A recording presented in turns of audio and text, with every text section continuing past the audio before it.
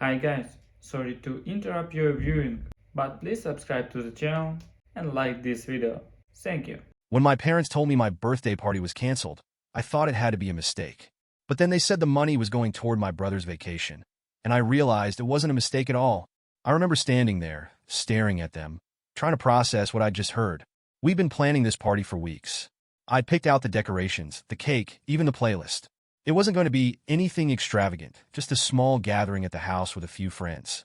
Nothing fancy, nothing expensive. But apparently, even that was too much. We didn't have a choice, Mom said, her tone laced with the same condescension she always used when she thought I was being unreasonable. Your brother's trip is important. He's been working so hard, and he needs a break. I looked at Dad, hoping he'd say something, anything, to soften the blow. But he just nodded, as if this was the most logical thing in the world. We're all making sacrifices, he added, his voice calm and detached. It's just the way things worked out this time. Sacrifices. That word stuck in my throat like a shard of glass. Because we both knew the truth. When it came to making sacrifices in this family, it was always me. It wasn't the first time my brother, Alex, had been the priority. Growing up, he was always the golden child, the one who could do no wrong. When he got into trouble at school, they called it a phase. When he crashed his car, they blamed the slippery roads. And when he decided to take a year off college to find himself, they funded his backpacking trip through Europe without a second thought. Meanwhile, I was expected to be the responsible one.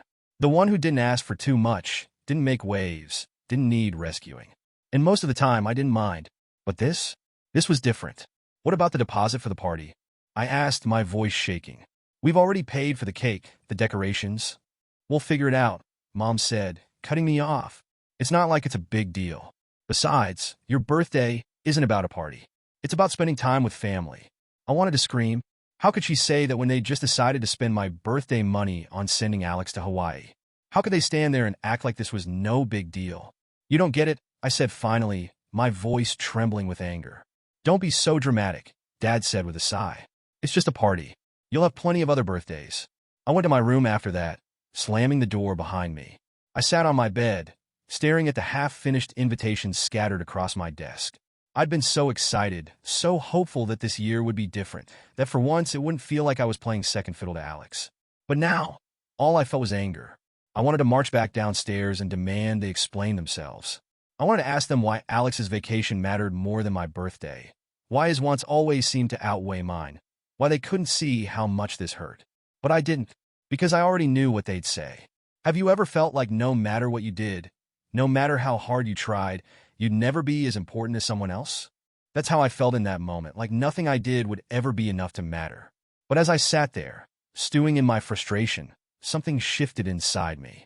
For years, I'd played by their rules, quietly accepting their favoritism and pretending it didn't bother me. But not this time. This time, I decided I wasn't going to let them ruin my birthday. The idea hit me like a bolt of lightning. If they weren't going to celebrate me, then I'd celebrate myself. I didn't need their money, their approval, or their presence to have a good time. I had friends who cared about me, people who would show up if I asked them to. So, I grabbed my phone and started making calls. Hey, I said to my best friend, Sarah, when she picked up. You busy? What's up, she asked. I'm throwing a birthday party, I said, my voice steadier now. But this time my parents aren't invited. There was a beat of silence before Sarah laughed. Hell yeah, she said. Tell me when and where. For the first time that night, I smiled. I didn't know exactly how I was going to pull this off, but one thing was certain. This year, I was going to celebrate on my terms. And my parents? They could have their sacrifices. I was done making mine. Growing up, I always knew where I stood in my family. It wasn't something they ever said outright. No one sits you down and tells you that you're less important than your sibling. But actions speak louder than words. And in our house, the actions were deafening. Alex was the golden child from the start. He was charming, outgoing, and had that natural charisma that made people gravitate toward him. Teachers loved him, coaches adored him, and my parents couldn't stop bragging about him. Did you hear Alex made the varsity team? Oh, Alex got another award at school today. He's going to do great things. Meanwhile, I was fine. Quiet, bookish, responsible. I didn't cause trouble or make waves. I got good grades, helped out around the house, and followed the rules. But no one threw a parade for me. One of the first times I realized how deep the favoritism ran was when I was 8. I've been begging my parents for months to sign me up for ballet lessons. I even cut out pictures from magazines of little girls in pink tutus and taped them to the fridge as a not-so-subtle hint. Finally, one day after dinner, I worked up the courage to ask again. Mom, can I start ballet this summer? I've been saving my allowance for the shoes. She smiled, that tight-lipped way she always did when she was about to let me down gently. Honey, I'm sorry, but those classes are really expensive. Maybe next year, okay? I nodded, trying to hide my disappointment. But the very next week, they bought Alex a brand new set of golf clubs. He decided he wanted to join the Junior Golf League, and apparently, that was worth the expense. Mom and Dad always had a way of justifying it. Alex is really passionate about this, they'd say. Or, he's got a lot of potential. We don't want to waste that. And I would nod, like a good little soldier, swallowing my disappointment, because what else could I do? I couldn't throw a tantrum or demand they treat me the same. That wasn't who I was. Instead, I got used to making do. If Alex got the brand new sports gear, I'd get his hand-me-downs. If Alex's trips were fully funded, I'd save up for mine by babysitting or doing chores for the neighbors. The favoritism didn't stop at material things. I remember one Thanksgiving when I was in high school. I just won an essay contest, a pretty big one actually. My teacher had encouraged me to enter, and I spent weeks researching and writing late into the night. When I won, I was so proud of myself I thought I'd burst. At dinner that night, I brought it up, hoping for even a sliver of the attention they gave Alex. So, I started trying to sound casual. I won that essay contest I told you about. My teacher said it's going to be published in the local paper. That's great, honey, Mom said, barely looking up from the mashed potatoes. Before I could say another word, Alex chimed in, talking about how his soccer team made it to the semifinals. Suddenly, the whole table lit up with excitement. That's amazing, Dad said, grinning ear to ear. No one mentioned my essay again.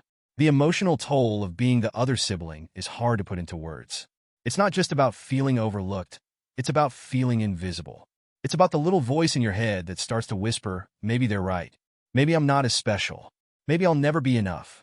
And that voice doesn't go away when you leave the dinner table. It follows you to school, to work, to every corner of your life. It makes you second-guess your worth, even when you know deep down that you deserve more. Have you ever felt like no matter what you did, it would never be enough because someone else always came first? That's how I felt. Constantly. I wasn't jealous of Alex. Not exactly. I didn't want to be him, with his endless charm and knack for getting what he wanted. But I did want what he had. My parents' pride, their unwavering support, their belief that he could do anything. All I wanted was to feel like I mattered as much as he did. Looking back, I can see how those years shaped me. They made me resilient, resourceful, and fiercely independent. But they also made me guarded. I learned not to expect too much, not to hope too hard, not to let myself believe that anyone would put me first. So when my parents canceled my birthday party for Alex's vacation, it wasn't just another disappointment. It was a breaking point, because this time, I wasn't going to sit quietly and accept it. This time, I was going to show them, and myself, that I deserved to celebrate, even if they weren't willing to celebrate with me. And this time, I wasn't making do. I was making my own rules. It was a Saturday morning when my parents sat me down in the living room. Mom had her serious talk face on, the one she used when they needed to deliver disappointing news in a way that made it seem like I should be the one to understand. Dad sat next to her, his arms crossed and his expression carefully neutral. I'd been feeling excited all week, finalizing the details for my birthday party and counting down the days until I could celebrate with my friends. But the moment I saw their faces, I knew something was wrong. Sweetheart, Mom began, her tone overly soft. We need to talk about your birthday party. Immediately, my stomach dropped. What about it? I asked, trying to keep my voice steady. Mom exchanged a quick glance with Dad before turning back to me. We've been looking at the budget, and with everything going on right now, we've realized we can't afford to do both your party and Alex's trip. I blinked, unsure if I'd heard her correctly. What do you mean both?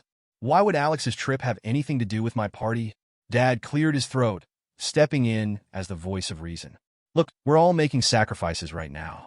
Alex has been working so hard, and he really needs this vacation to recharge. We decided that the trip is the better use of the money. The better use of the money? I repeated, my voice rising. You're saying his vacation is more important than my birthday? Mom sighed, putting on her best soothing tone. It's not about importance, honey. It's about practicality. A trip like this is a great opportunity for Alex. He's been under so much stress lately, and we all agreed that this would be good for him. Who's we all? I shot back. Because no one asked me. We're a family, Dad said firmly. Sometimes, we have to make decisions that benefit the greater good. The greater good. That phrase made my blood boil. Somehow, in our family, the greater good always seemed to revolve around Alex. Before I could say anything else, Alex wandered into the room, looking as casual and smug as ever. He plopped onto the armrest of the couch, a slight smirk playing on his lips. "Oh, you told her?" he said, glancing at Mom and Dad. "Good. I was worried you were going to drag this out." My hands clenched into fists. "You knew about this?" I asked, glaring at him. "Of course I knew," he said, shrugging. "I mean, it's not like it's a big deal. You can have a party next year. It's just one birthday." His words hit me like a slap in the face. "It's not just one birthday," I said through gritted teeth. "It's my birthday, and it's something we've been planning for weeks." "Relax," Alex said, rolling his eyes. "You're being so dramatic. It's not like anyone's going to care if you skip a party this year." I turned to my parents, hoping they'd say something, defend me, acknowledge how unfair this all was. But they just sat there, silent, complicit. It was in that moment that I realized how futile it was to expect anything different. They weren't going to change. They weren't going to stand up for me. In their eyes, Alex's wants would always outweigh my needs. But that didn't mean I had to keep playing along. I stood up, my heart pounding in my chest. "You know what? Fine," I said, my voice trembling with anger. "Cancel the party. Do whatever you want with your money. But don't expect me to just sit here and pretend like this doesn't hurt." Mom opened her mouth to respond, but I didn't give her the chance. "You've spent my entire life putting Alex first," I continued, my words spilling out faster now. "And I've gone along with it because I didn't want to make things harder. But this is too much." Dad frowned. "You're overreacting." "Am I?" I shot back. Because from where I'm standing, it seems pretty clear who matters in this family and who doesn't. I stormed out of the room, ignoring their calls for me to come back. I didn't slam the door to my room. I didn't want to give them the satisfaction of accusing me of being childish, but I did shut it harder than usual. Sitting on my bed, I felt the familiar wave of disappointment wash over me. But this time, it was mixed with something else, determination. For years, I'd let my parents' choices dictate how I felt about myself. I'd let them make me feel small, invisible, unworthy. But not anymore. If they weren't going to celebrate me, I was going to celebrate myself. I grabbed my phone and started scrolling through my contacts. "Hey, Sarah," I said when she picked up. "I need your help." "With what?" she asked. "Throwing a party," I said, a small smile creeping onto my face. "One that my family isn't invited to." There was a beat of silence before Sarah let out a laugh. "Now this I got to see." As I started making plans, I felt something I hadn't felt in a long time: control. For once, this wasn't about Alex or my parents or their endless excuses. This was about me, and I was done waiting for their permission to be happy. This year, I was going to celebrate my birthday my way. No sacrifices, no compromises, and no apologies. Once I decided to throw my own birthday party, something inside me shifted. It was like a spark had been lit, igniting a fire that had been smoldering for years. I was done waiting for my family to acknowledge me, to celebrate me. This time, I was going to do it myself. The first step was reaching out to my friends. I called Sarah first because if anyone could help me pull this off, it was her. She didn't just pick up. She answered with her trademark enthusiasm. "What's up, birthday girl?" she said, already on board before I even explained the plan. I laughed. "You know how my parents canceled my party?" "Yeah, and I still can't believe that," she said, her tone sharp. "Who does that?" "Well, I'm throwing my own party," I said, "and I need your help to make it amazing." Sarah didn't even hesitate. "Say no more. I'm in." With Sarah on board, the ideas started flowing. We decided to keep it simple, but fun. Something that felt like me, not like the watered-down version of myself I'd always felt around my family. We booked a cozy venue downtown, one of those places with string lights hanging from the ceiling and a small dance floor tucked in the corner. It wasn't flashy or expensive, but it felt perfect. From there, things started falling into place. Sarah handled the decorations. She had a knack for making everything look effortlessly cool, and I took charge of the guest list and food. I invited everyone who mattered. My closest friends, co-workers I genuinely liked, and even a few people I hadn't seen in a while but knew would bring good energy. The only people missing were my parents and Alex. As I planned, I started to feel something I hadn't felt in years: freedom. This wasn't just about a party. It was about taking control of my own happiness, about saying, I deserve to be celebrated, even if my family didn't think so. I realized how often I'd held myself back because I was afraid of rocking the boat. Growing up, I'd learned to keep my head down and stay quiet, to accept less because I didn't want to be labeled difficult or ungrateful. But this party, it wasn't about keeping the peace. It was about doing something for me, unapologetically.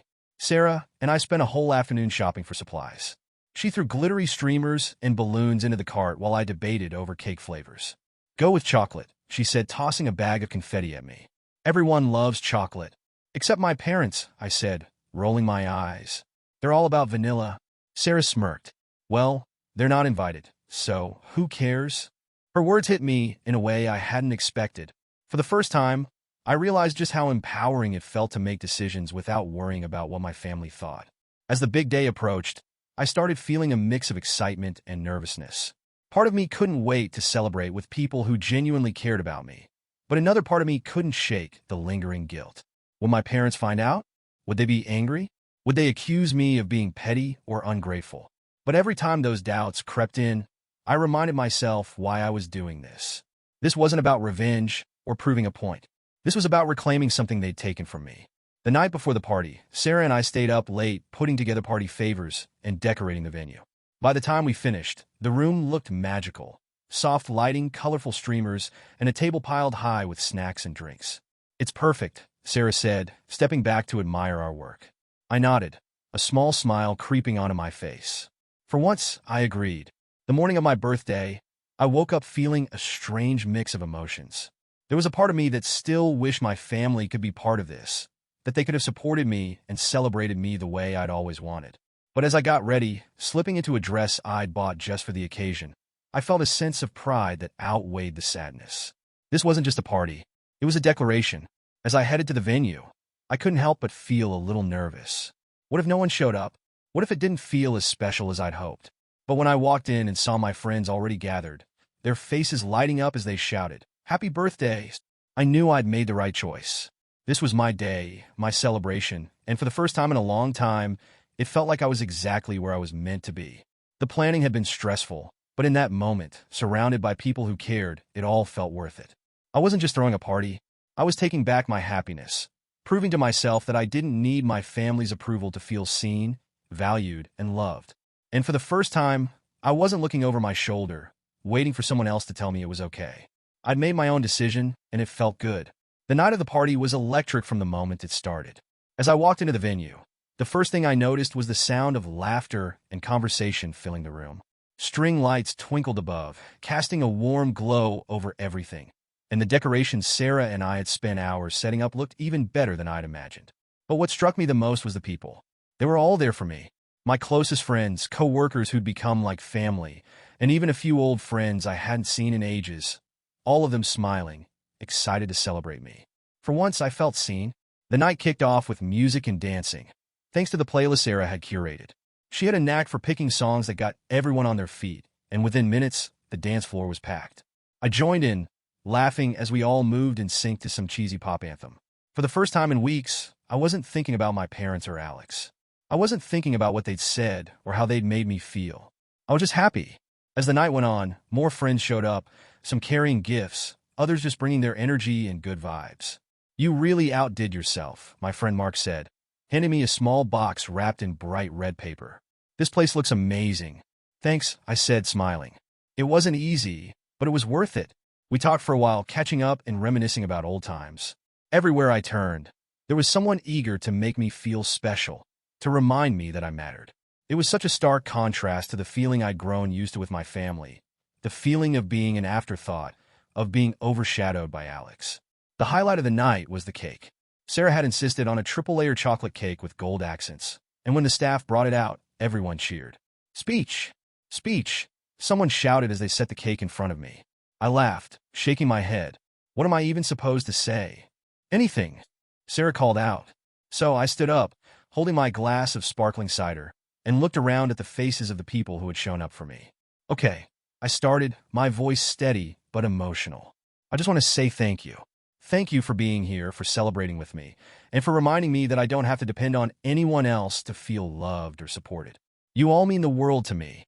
The room erupted in applause, and for the first time in a long time, I felt like I truly belonged.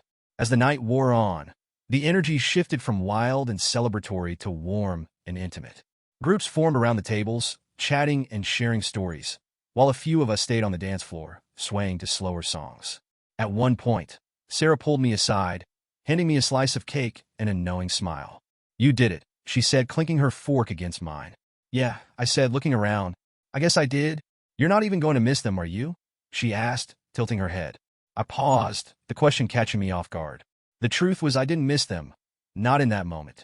I didn't miss their excuses, their favoritism, or the way they always made me feel small. But there was a part of me, deep down, that still wished things could have been different. As much as I tried to push it away, the thought lingered. Why wasn't I enough for them to celebrate? Why didn't they fight for me the way they always fought for Alex? I didn't have an answer, and maybe I never would. The party started winding down around midnight. People began to filter out, giving me hugs and heartfelt goodbyes as they left. "This was amazing," Mark said as he headed for the door. "You've got to make this an annual thing." "Maybe I will," I said, smiling. When the last guest had gone, it was just me and Sarah left in the now empty venue. "Well," she said, collapsing onto a chair, "that was a success." "Yeah," I said, sitting down beside her. "It really was."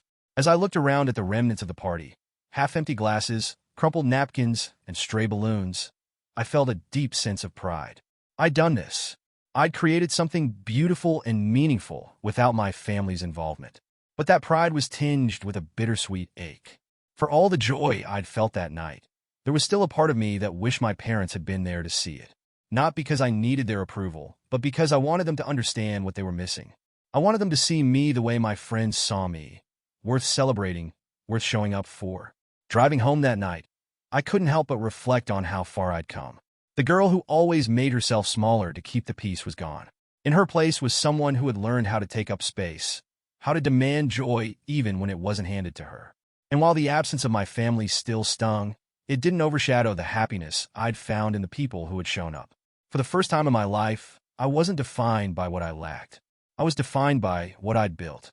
And that, I realized, was worth celebrating. I should have known they'd find out. It wasn't like I was hiding the party.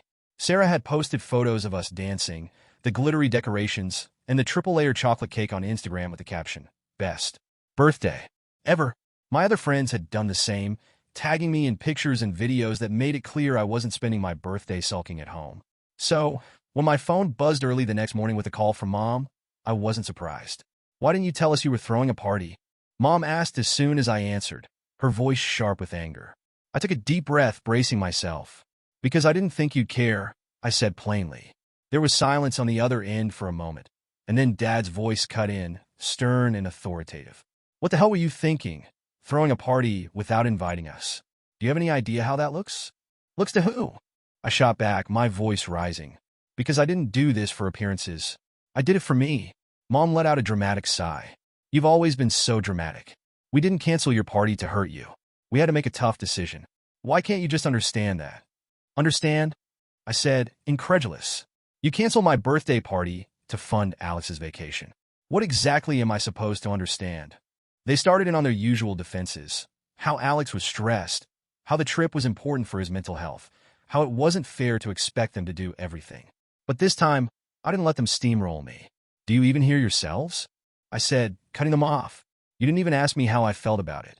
You didn't care that I'd been planning this for weeks, that this was something important to me. All you cared about was making sure Alex got what he wanted." "That's not true," Mom said quickly.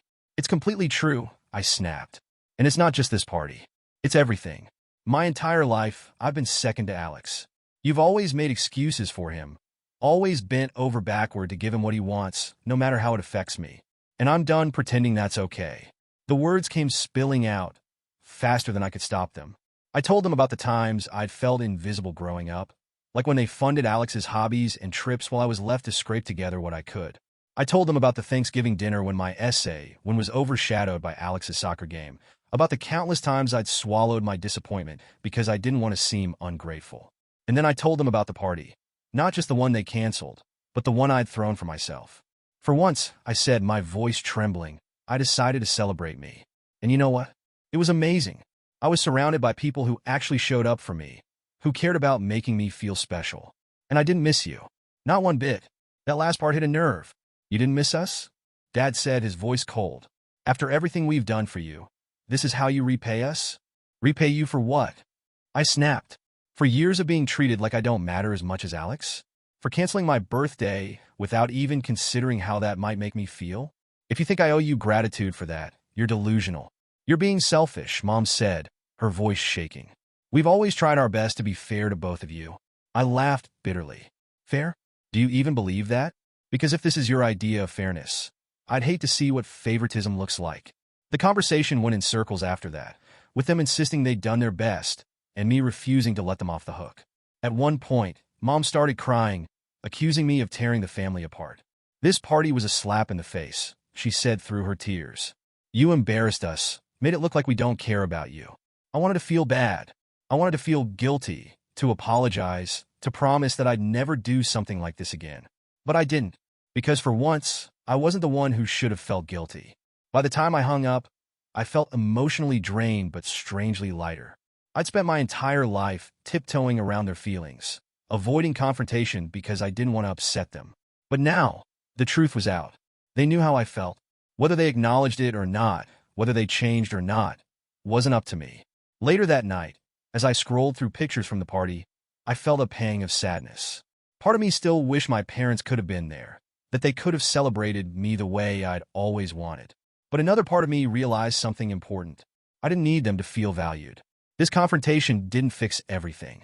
It didn't magically make them understand my point of view or erase the years of hurt. But it was a turning point. For the first time, I stood up for myself without backing down. And for the first time, I realized that my worth wasn't tied to their approval. The family dynamic had shifted permanently. And while I wasn't sure what that meant for the future, I knew one thing for certain. I was done settling for less. In the days following the confrontation with my parents, I couldn't stop replaying it in my head. Their voices, their accusations, the tears in my mother's eyes. It all swirled in my mind like a storm I couldn't escape. Had I gone too far? Was I selfish for throwing my own party and not inviting them? Was I ungrateful, like they said? Those questions lingered, whispering to me in the quiet moments. And for a while, I didn't have an answer. Growing up, I'd always been taught that family came first. That no matter what, you stood by each other. But as I got older, I realized that those rules only seemed to apply to me when it came to Alex.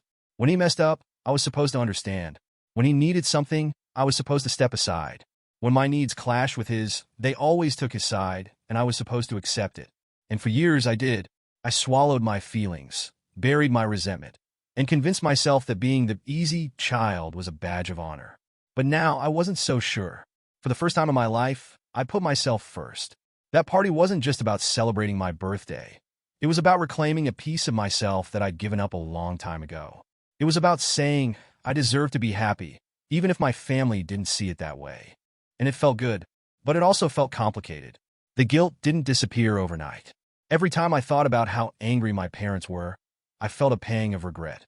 Maybe if I'd handled things differently, we wouldn't be in this mess. Maybe if I'd explained myself better, they would have understood why I did what I did. But then I'd remember all the times I'd stayed silent, hoping they'd notice me, hoping they'd see how much I was hurting. They never did, and maybe that was the problem.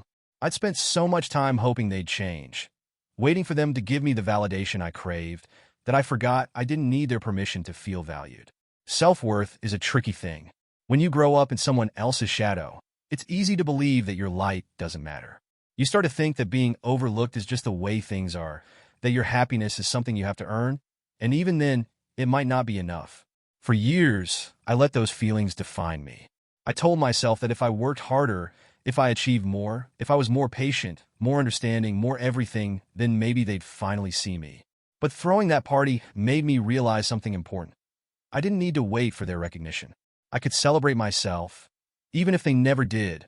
Setting boundaries wasn't something I'd ever been good at, especially with my family. I was always the one who kept the peace, who smoothed things over, who avoided confrontation because I didn't want to cause problems. But that night, when I threw my own celebration and surrounded myself with people who truly cared about me, I realized how liberating it felt to put my foot down. It wasn't about punishing my parents or Alex. It wasn't about revenge or making a statement.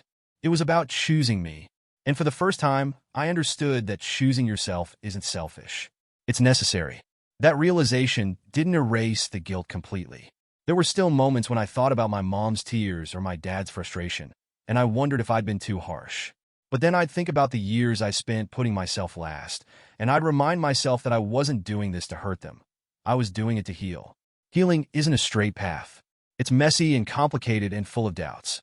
But it starts with a choice to stop settling for less, to stop waiting for permission to take up space, to stop letting others dictate your worth. For me, that choice started with a party. It was a small act, maybe even insignificant in the grand scheme of things, but it was the first time I'd claimed something for myself without asking for approval. And that meant everything. In the weeks that followed, I started to see myself differently. I wasn't just the responsible one, or the quiet one, or the easy child. I was someone who deserved to be celebrated, someone who had the right to set boundaries and demand better, someone who could stand on their own without shrinking to make others comfortable. For so long, I thought my worth was tied to how much I could give to others. But now, I realized that my worth was intrinsic. It didn't depend on my family's recognition or anyone else's validation. Choosing myself wasn't easy, and it didn't solve everything. My relationship with my parents was still strained, and there were still days when I wondered if I could have handled things differently. But for the first time, I wasn't defined by what they thought of me. I was defined by what I thought of myself. And if there's one thing I've learned, it's this. You can't pour from an empty cup. You can't keep giving and giving without taking the time to refill yourself. Choosing yourself isn't selfish. It's an act of love. For me, that choice came with mixed emotions and lingering doubts, but it also came with a newfound sense of freedom. And for the first time in my life, I felt whole. In the weeks after everything happened, I found myself reflecting on what it all meant. The party, the confrontation, the years of being overlooked, it wasn't just about a birthday or a canceled celebration.